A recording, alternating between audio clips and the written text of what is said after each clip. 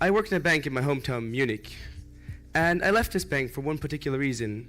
Because even though the people there earn sufficient amounts of money, they all seemed dissatisfied with their life.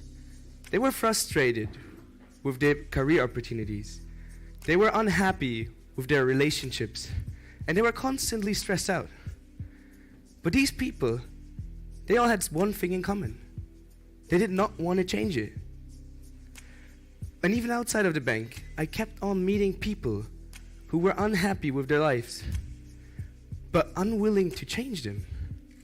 And every time these people saw somebody who had a great relationship, who was happy with his job, or who seized a great opportunity and was successful, those people just said that this person was at the right time at the right spot and got lucky. You realize pretty quickly that products are always at the right time at the right spot. So is Coca-Cola just distributing these vending machines at random and got lucky that people bought it? Or do they have a marketing department which actually thinks about it, how to position them and how to reach out to the customers? And if you're expecting life-changing knowledge from these theories, I'm sorry to let you down. But if you're guessing that these theories are like empty jars you need to fill with your own knowledge and your own insight, you're an outstanding guesser. They're called the 4 P's and 4 C's of marketing. They're the foundation of every product launch. No product enters the market without filling these 4 blocks. And tonight we're going to launch you. So the first one is the product and the customer needs. The product are you, yourself, and all the capabilities you have. And the customer needs are the needs of the people you need for your success. And your product has to match these needs. However, customer needs are something really tricky. These unstated needs are really hard to find. And if you find this secret need, you can be sure that you have a massive competitive advantage. Your product has to meet the customer's needs. And most of the time, when you do it for the first time, you will realize that it doesn't. But don't be sad about it, because the process is called R&D, which stands for research and development, and not research and depression. Even though you realize that your product doesn't meet the customer needs, you can still develop. It's never too late for personal development. Next time you see somebody successful, ask yourself, what are his costs? Because this didn't come for free. There must be some costs behind it.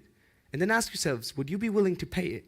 Because when people are told about the countless hours of practice, the endurance needed, and the risks involved in becoming a rock star, most of them don't want to do it anymore. It's time to think about how to let people know you're out there. Because life is just basically like a big supermarket. And in a big supermarket, people are exposed to 300 products per minute. And this little girl could be your customer. AIDA stands for attention, interest, desire, and action. So the first thing you need to do is you need to grab the customer's attention. You can do that with anything. It could be a smile when you enter into the room. It could be a nice hat, a flashy outfit. Or you can simply stand on the red carpet on the stage right in front of them. Once you grab the attention, you need to create an interest within them. So that happens by displaying the attributes you thought about which they want. And because you thought about it, these attributes create a desire in them because you're exactly what they need. And that ultimately leads to the action part. And now you can go through all these steps and still fail. Simply because people don't know where to buy you. They don't know where to find you. This applies to every single life situation.